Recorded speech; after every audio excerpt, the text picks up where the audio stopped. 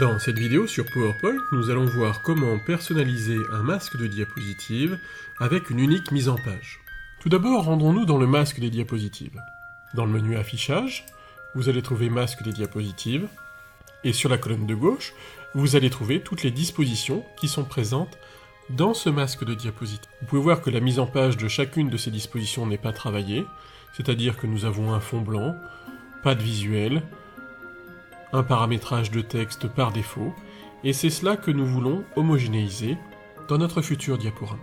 Si vous souhaitez donc que sur chaque disposition, la mise en page soit conforme, vous n'allez pas travailler disposition par disposition et ainsi de suite. Vous allez travailler sur la première diapositive.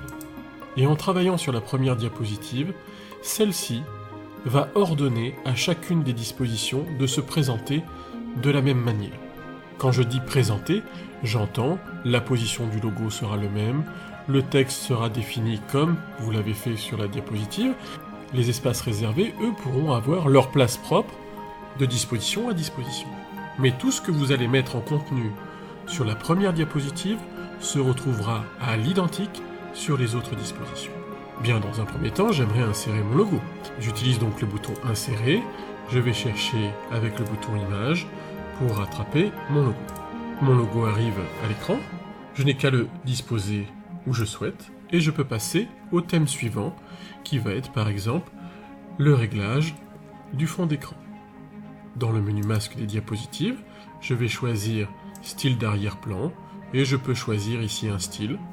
Je vais pouvoir maintenant personnaliser le titre. Je peux sélectionner ce titre via le menu accueil, je vais pouvoir personnaliser ce titre ici. Choisissons par exemple Arial gras, et mettons en rapport la couleur de la police avec la couleur du logo. Je vais pouvoir aussi personnaliser la liste à puces. Si j'ai envie de rajouter un petit slogan par exemple, je vais utiliser ici une zone de texte et je vais pouvoir encoder dans cette zone de texte. Je manipulerai cette zone de texte pour qu'elle apparaisse où bon me semble.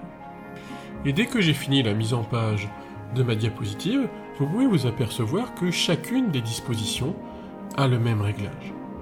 Alors peut-être que pour finir ce masque de diapositive, il faut choisir les dispositions maintenant que vous allez conserver.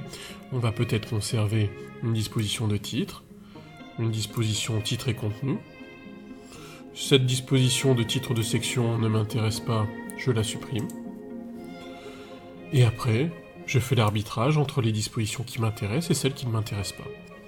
J'insiste sur le fait que si vous travaillez sur la première des diapositives, pour harmoniser la mise en page au fur et à mesure des dispositions, tous les éléments qui ont été placés dans la première des diapositives ne sont pas sélectionnables quand vous travaillez sur une disposition.